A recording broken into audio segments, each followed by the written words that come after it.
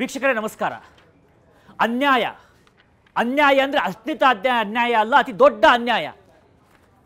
ಇಡೀ ಹಿಂದೂಗಳ ಭಾವನೆಗಳಿಗೆ ಮಾಡಿದಂಥ ಅನ್ಯಾಯ, ಭಕ್ತಿಗೆ ಮಾಡಿದಂಥ ಅನ್ಯಾಯ, ದೈವ ನಂಬಿಕೆಗೆ ಮಾಡಿದಂಥ ಅನ್ಯಾಯ. ಯಾರೇ ಇರಲಿ ತಿರುಪತಿಗೆ ಹೋಗ್ತೀವಿ ಅಂದರೆ ಅಲ್ಲಿ ಕೇಳುವಂಥದ್ದೇನು? ಒಂದು ದೇವರ ದರ್ಶನ, ಇನ್ನೊಂದು ಅಲ್ಲಿಯ ಲಾಡುವನ್ನು ತೆಗೆದುಕೊಂಡು ಬಾ ಅಂಥೇಳಿ. ಆದರೆ ಆ ಲಾಡುವಲ್ಲಿ ಮಾಡಿರ್ತಕ್ಕಂಥ ಮಿಶ್ರಣ ಇದೆಯಲ್ಲ, ಎಂಥ ಪ್ರತಿಯೊಬ್ಬ ಭಕ್ತನನ್ನು ಕೂಡ ಬೆಚ್ಚಿ ಬೀಳಿಸೋ ಹಾಗಿದೆ. ಯಾವ ಗೋವನ್ನು ಪೂಜೆ ಮಾಡಲಾಗುತ್ತೆ, ದೇವರಂತ ಹೇಳಲಾಗುತ್ತೆ, ಆ ಗೋವಿನ ಮಾಂಸದ ಅಂಶವನ್ನು ಆ ಲಡ್ಡುವಿನಲ್ಲಿ ಬೆಳೆಸಿರುವಂಥ ಮಾಹಿತಿ ಈಗ ಪಕ್ಕಾ ಆಗಿದೆ. ಇದು ಕೇವಲ ಜಗನ್ಮೋಹನ್ ರೆಡ್ಡಿ ಮೇಲೆ ಒಂದು ರಾಜಕೀಯ ಆರೋಪ ಅಂತ ಅಲ್ಲ. ಚಂದ್ರಬಾಬು ನಾಯ್ಡು ನಿನ್ನೆ ಈ ವಿಷಯವನ್ನು ಹೇಳಿದಾಗ ಇದು ರಾಜಕೀಯ ಆರೋಪ ಇರಬಹುದು, ಆರೋಪ ಪ್ರತ್ಯಾರೋಪಕ್ಕೆ ಇದು ಮುಗಿಬಹುದು ಅಂದ್ಕೊಳ್ಳಲಾಗಿತ್ತು. ಆದರೆ ಯಾವಾಗ ಸರ್ಕಾರದಿಂದ ಸಂಪೂರ್ಣವಾದಂಥ ಮಾಹಿತಿ ಬರುತ್ತೋ ಅದರಲ್ಲಿರ್ತಕ್ಕಂಥ ಅಂಶಗಳನ್ನ ನೋಡ್ತಾ ಇದ್ರೆ ಎಷ್ಟು ದೊಡ್ಡ ಮಟ್ಟದ ಅನ್ಯಾಯವನ್ನು ಇದರಲ್ಲಿ ಮಾಡಲಾಗಿದೆ ಅಂತ ಕಂಡು ಬರುತ್ತೆ. ಅಂತಿಂಥ ಅನ್ಯಾಯ ಅಲ್ಲ, ನೋಡ್ತಾ ಇದೀವಿ ನಾವು ಇದರಲ್ಲಿ ಏನೇನು ಮಿಕ್ಸ್ ಮಾಡಿದ್ದಾರೆ ಅಂತ ಹೇಳಿ. ಆ ಲಡ್ಡುವಿನಲ್ಲಿ ಎಲ್ಲರೂ ಕಣ್ಣಿಗೆ ಒತ್ತುಕೊಂಡು ತಿನ್ನುವಂಥ ಲಡ್ಡು ಬೀಫ್, ಆ ಹೆಸರನ್ನ ಕೇಳಿದ್ರೆ ಪ್ರತಿಯೊಬ್ಬ ಹಿಂದೂ ಕೂಡ ಬೆಚ್ಚಿ ಬೀಳ್ತಾನೆ. ಯಾಕಂದ್ರೆ ಗೋವನ್ನ ತಾಯಿ ಅಂತಾರೆ, ಆ ತಿಮ್ಮಪ್ಪನನ್ನ ಗೋವಿಂದ ಅಂತಾರೆ. ಯಾಕೆ ಗೋವಿಂದ? ಗೋವಿಂದ ಅರ್ಥ ಏನು?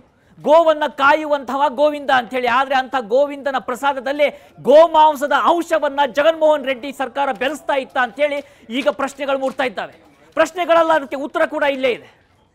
ಹಾಗಿದ್ರೆ ಅದರಲ್ಲಿ ಇರ್ತಕ್ಕಂಥ ಅಂಶಗಳೇನು? ನಾವು ಒಂದು ರಿಪೋರ್ಟ್ ಅನ್ನ ಗಮನಿಸೋದಾದ್ರೆ ನಾವು ನೋಡ್ತಾ ಇದ್ದೀವಿ. ಇದರಲ್ಲಿ soybean, sunflower, olive oil, rapeseed, linseed, wheat germ, maize germ, cotton seed, fish oil.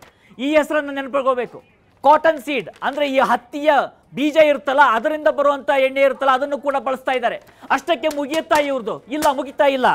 ಯಾಕೆ ಮುಗಿತಾ ಇಲ್ಲ ಅಂತ ನೋಡೋದಾದ್ರೆ ಇಲ್ಲಿ ಇರ್ತಕ್ಕಂಥ ನೆಕ್ಸ್ಟ್ ಅಂಶವನ್ನ ನೋಡಿ. ಕೋಕೋನಟ್ ಮತ್ತೆ ಪಾಮ್ ಕರ್ನಲ್ ಫ್ಯಾಟ್ ಅನ್ನು ಬಳಸ್ತಾರೆ. ಅದು ಸಸ್ಯಜನ್ಯವಾಗಿರ್ತಕ್ಕಂಥದ್ದು, ಅದರ ಬಗ್ಗೆ ಕೂಡ ಸಮಸ್ಯೆ ಇಲ್ಲ. ಆದ್ರೆ ಪಾಮ್ ಆಯಿಲ್ ಅಂಡ್ ಬೀಫ್ ಟ್ಯಾಲೋ ಅಂತಕ್ಕಂಥ ಅಂಶವನ್ನ ಬಳಸಲಾಗುತ್ತೆ, ಬೀಫ್ ಟ್ಯಾಲೋ ಅಂತ ಹೇಳಿ. ಹಾಗಿದ್ರೆ ಇದು ಬೇಕಂತಲೇ ಮಾಡಿದಂಥ ಅಂಶನ ಅಥವಾ ಕೇವಲ ಏನಾದ್ರೂ ಅಲ್ಲಿ ಲಾಭಕ್ಕಾಗಿ ಮಾಡಲಾಯ್ತಾ? ಅಸಡ್ಡೆಯ ಹಿಂದೂಗಳ ನಂಬಿಕೆ ಅಂದ್ರೆ ಅಸಡ್ಡೆಯ. ಯಾಕಂದ್ರೆ ಜಗನ್ಮೋಹನ್ ರೆಡ್ಡಿ ಏನಿದ್ದಾರೆ ಅವರು ಕ್ರಿಶ್ಚಿಯನ್ ಅಂತಕ್ಕಂಥದ್ದು ಎಲ್ಲರಿಗೂ ಗೊತ್ತಿರುವಂತ ಅಂಶ. ಅವ್ರು ಕ್ರಿಶ್ಚಿಯನ್ ಇರಲಿ, ಅವರ ನಂಬಿಕೆಗೆ ಅವ್ರಿಗೆ ಇರಲಿ, ಅದಕ್ಕೆ ಯಾರ್ದು ಸಮಸ್ಯೆ ಇಲ್ಲ. ಆದ್ರೆ TTDಯ ಅಧ್ಯಕ್ಷರನ್ನಾಗಿ ಅವರೊಬ್ಬ ಮಿಷನರಿ ಅಂಕಲ್ನನ್ನ ಅವರು ನೇಮಕ ಮಾಡಿದಾಗ ಕೂಡ ಪ್ರಶ್ನೆಗಳು ಬಂತು. ಅದಕ್ಕೂ ಯಾವುದೇ ಸಮಸ್ಯೆ ಇಲ್ಲ. ಯಾಕಂದ್ರೆ ಇದು ಪ್ರಜಾಪ್ರಭುತ್ವ, ಜಾತ್ಯತೀತ ರಾಷ್ಟ್ರ. ಯಾವುದೇ ಸಂಸ್ಥೆಯ ಅಧ್ಯಕ್ಷರು ಯಾವ ಜಾತಿ ಧರ್ಮದವರು ಬೇಕಾದರೂ ಆಗ್ಬಹುದು. ಆದ್ರೆ ಹಾಗೆ ಆದಂತ ಸಂದರ್ಭದಲ್ಲಿ ಅವರ ಸೇವೆ ಹೇಗಿತ್ತು ಅಂತಕ್ಕಂಥ ಪ್ರಶ್ನೆಗಳನ್ನ ಮೂಡಿಸ್ತಾ ಇದೆ. ಇದು ಇಲ್ಲಿ ಯಾವುದೇ ಧರ್ಮದ ಆಂಗಲ್ ಇಲ್ಲ, ಕೇವಲ ಲಾಭಕ್ಕೋಸ್ಕರ, ಅಲ್ಲಿ ಹಣವನ್ನ ಉಳಿತಾಯ ಮಾಡೋದಕ್ಕೋಸ್ಕರ ಕಳಪೆ ಗುಣಮಟ್ಟದ ತುಪ್ಪವನ್ನ ಬಳಸಲಾಗಿತ್ತು ಅಂತಕ್ಕಂಥ ಅಂಶ ಏನಾದರೂ ಇದ್ರೆ ಅಲ್ಲಿ ಅಂತ ಅವಶ್ಯಕತೆ ಏನಿತ್ತು? ಇಡೀ ಜಗತ್ತಿನಲ್ಲಿ ಅತ್ಯಂತ ಶ್ರೀಮಂತವಾಗಿರ್ತಕ್ಕಂತಹ ತಿರುಪತಿ ತಿಮ್ಮಪ್ಪ ಬಡವನಾಗಿಬಿಟ್ನ. ಆತನನ್ನ ಬಡವನಾಗಿ ಮಾಡುವಂತ ಪ್ರಯತ್ನಗಳು ನಡೀತಾ ಇದ್ದಾವ TTDಯಲ್ಲಿ. ತಿರುಪತಿ ತಿರುಮಲ ಟ್ರಸ್ಟ್ ಏನಿದೆ, ತಿರುಪತಿ ತಿರುಮಲ ದೇವಸ್ಥಾನ ಏನಿದೆ, ಅವ್ರು ಏನ್ ಮಾಡ್ತಾ ಇದ್ದಾರೆ? ಅಲ್ಲಿಗೆ ತಿರುಪತಿಗೆ ಹೋದ್ರೆ ಗೊತ್ತಾಗುತ್ತೆ, ಪ್ರತಿಯೊಂದರಲ್ಲೂ ಭ್ರಷ್ಟಾಚಾರ. ಅಲ್ಲಿ ಒಂದು ರೂಮಿಗೆ ಇರ್ತಕ್ಕಂಥದ್ದು ಒಂದು ರೇಟ್ ಎಷ್ಟಂದ್ರೆ 100 ರೂಪಾಯಿ ಇರುತ್ತೆ. ಆದ್ರೆ ಆ 100 ರೂಪಾಯಿ ಇರ್ತಕ್ಕಂಥದ್ದು ಡಬಲ್ ಬೆಡ್ರೂಮ್ ಇದ್ರು ಕೂಡ ಅದನ್ನು ಓಪನ್ ಮಾಡಿದ್ರೆ ಅಲ್ಲಿ ಗಲೀಜನ್ನ ಕ್ಲೀನ್ ಮಾಡಿರೋದಿಲ್ಲ. ಅಲ್ಲಿ ಲಂಚವನ್ನ ಕೊಟ್ಟರೆ ಅದನ್ನು ಕ್ಲೀನ್ ಮಾಡ್ತಾರೆ. ಆ ರೂಮ್ ಸಿಗ್ಬೇಕಾದ್ರೆ 1000 ರೂಪಾಯಿ ಕೊಡಬೇಕು. ಪ್ರತಿಯೊಂದರಲ್ಲೂ ಲಂಚ, ಪ್ರತಿಯೊಂದರಲ್ಲೂ ದುಡ್ಡನ್ನು ಹೊಡಿತಾರೆ. ಆದರೂ ಕೂಡ ಯಾವುದೇ ಆಗಿರ್ತಕ್ಕಂಥ ಭಕ್ತರು ಅದರ ಬಗ್ಗೆ ಯೋಚನೆ ಮಾಡೋದಿಲ್ಲ. ಯಾಕಂದ್ರೆ ಅಲ್ಟಿಮೇಟ್ ಆಗಿ ನಮಗೆ ತಿಮ್ಮಪ್ಪನ ದರ್ಶನ ಆಗಬೇಕು, ಆ ಪ್ರಸಾದ ರೂಪದಲ್ಲಿ ಇರ್ತಕ್ಕಂಥ ಲಡ್ಡು ಸಿಗಬೇಕು ಅಂತ ಹೇಳಿ. ಆದ್ರೆ ಆ ಲಡ್ಡುವಿನಲ್ಲಿ ಈ ರೀತಿಯಾಗಿ ಗೋಮಾಂಸದ ಅಂಶಗಳನ್ನ ಬೆರೆಸಲಾಗ್ತಾ ಇತ್ತು ಅಂತಕ್ಕಂಥ ಅಂಶ ಇದೆಯಲ್ಲ. ಹಾಗಿದ್ರೆ ಇದಕ್ಕೆ ಯಾರು ಶಿಕ್ಷೆಯನ್ನ ಕೊಡುವಂಥದ್ದು?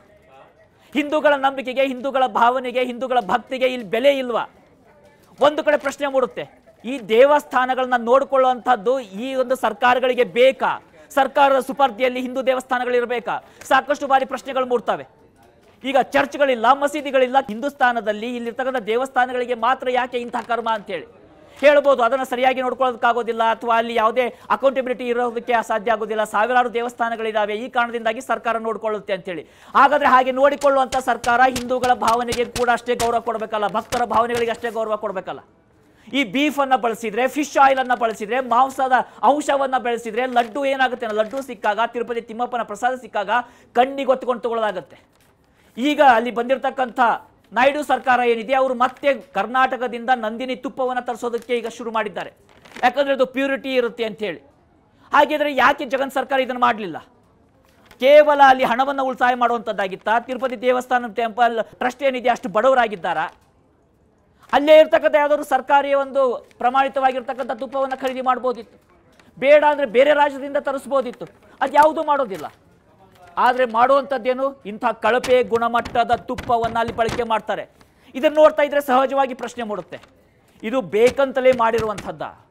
ಗೊತ್ತಿದ್ದು ಗೋಮಾಂಸದ ಅಂಶವನ್ನು ಲಡ್ಡುವಿನಲ್ಲಿ ಬೆರಕೆ ಮಾಡಲಾಗಿತ್ತ?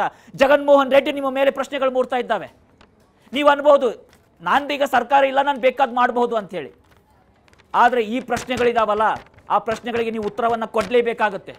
ಇದು ನಂಬಿಕೆಯ ಪ್ರಶ್ನೆ, ಯಾವುದೇ ಪಕ್ಷದ ಪ್ರಶ್ನೆ ಅಲ್ಲ, ಯಾವುದೇ ರಾಜಕೀಯದ ವಿಚಾರವಲ್ಲ, ಭಕ್ತರ ಭಕ್ತಿಯ ಪ್ರಶ್ನೆ ಇದು. ತಿಮ್ಮಪ್ಪ ಮತ್ತು ಭಕ್ತರ ನಡುವಿನ ಬಾಂಧವ್ಯದ ಪ್ರಶ್ನೆ, ಆ ಪ್ರೀತಿಯ ಪ್ರಶ್ನೆ ಇದು, ಆಕ್ರೋಶದ ಪ್ರಶ್ನೆ ಇದು. ಎಷ್ಟಂತೆ ಅನ್ಯಾಯ ಮಾಡ್ತೀರಾ? ಈ ಅನ್ಯಾಯಕ್ಕೆ ಶಿಕ್ಷೆನೇ ಇಲ್ವಾ ಅಂತಕ್ಕಂಥದ್ದು ಕೂಡ ಈಗ ಮುಖ್ಯವಾಗಿಂತ ಪ್ರಶ್ನೆ ಮೂಡ್ತಾ ಇರುವಂಥದ್ದು. ತಿರುಪತಿ ದೇವಸ್ಥಾನ ಟ್ರಸ್ಟ್ ಇರಲಿ ಅಥವಾ ಯಾವುದೇ ಸರ್ಕಾರ ಸುಪರ್ದಿಯಲ್ಲಿರ್ತಕ್ಕಂಥ ದೇವಸ್ಥಾನಗಳಿರಲಿ, ಅದನ್ನು ನಿಮಗೆ ಸರಿಯಾಗಿ ನೋಡ್ಕೊಳ್ಳೋಕ್ಕಾಗೋದಿಲ್ಲ ಅಂದರೆ ಬಿಡಿ, ನೋಡ್ಕೊಳ್ತಾ ಇದ್ದೀರಾ, ಸರಿಯಾಗಿ ನೋಡ್ಕೊಳ್ಳಿ. ಈ ರೀತಿಯಾಗಿ ತಪ್ಪನ್ನು ಮಾಡಿದಂಥವ್ರಿಗೆ ಕಠಿಣವಾದಂಥ ಶಿಕ್ಷೆಯನ್ನು ಕೊಡಲೇಬೇಕಾಗುತ್ತೆ. ಯಾಕಂದರೆ ಇಲ್ಲಿಯ ಭಕ್ತಿಯ ವಿಚಾರಕ್ಕೆ ಸಂಬಂಧಪಟ್ಟ ಹಾಗೆ ಮಾಡಿರ್ತಕ್ಕಂಥ ಘನಘೋರವಾಗಿರ್ತಕ್ಕಂಥ ಮಹಾಪಾಪ ಇದು. ಯಾವ ಗೋವನ್ನು ದೇವರಂತ ಪೂಜೆ ಮಾಡಲಾಗುತ್ತೋ ಅಂಥ ಗೋವಿನ ಮಾಂಸದ ಅಂಶವನ್ನೇ ದೇವರ ಪ್ರಸಾದದಲ್ಲಿ ಬೆರೆಸಿರುವಂಥದ್ದನ್ನು ಕ್ಷಮಿಸೋದಕ್ಕೆ ಸಾಧ್ಯನೇ ಇಲ್ಲ. ಇದರ ಬಗ್ಗೆ ನಾವು ಕೂಡ ಪದೇ ಪದೇ ಪ್ರಶ್ನೆಯನ್ನು ಮಾಡಬೇಕಾಗುತ್ತೆ, ಪ್ರತಿಯೊಬ್ಬರು ಪ್ರಶ್ನೆಯನ್ನು ಮಾಡಬೇಕಾಗುತ್ತೆ. ಇನ್ನಾದರೂ ಸರ್ಕಾರಗಳು ಎಚ್ಚೆತ್ತುಕೊಳ್ಬೇಕು, ತಮ್ಮ ಕೈಯಲ್ಲಿ ದೇವಸ್ಥಾನವನ್ನು ನಡೆಸೋದಕ್ಕೆ ಸಾಧ್ಯ ಇಲ್ಲ ಅಂದರೆ ಭಕ್ತರಿಗೆ ಬಿಟ್ಟು ಕೊಡಬೇಕು, ಬೇರೆ ದಾರಿನೇ ಇಲ್ಲ. ಯಾಕಂದರೆ ಅನ್ಯಾಯವನ್ನು ಸಹಿಸೋದಕ್ಕೆ ಆಗೋದಿಲ್ಲ.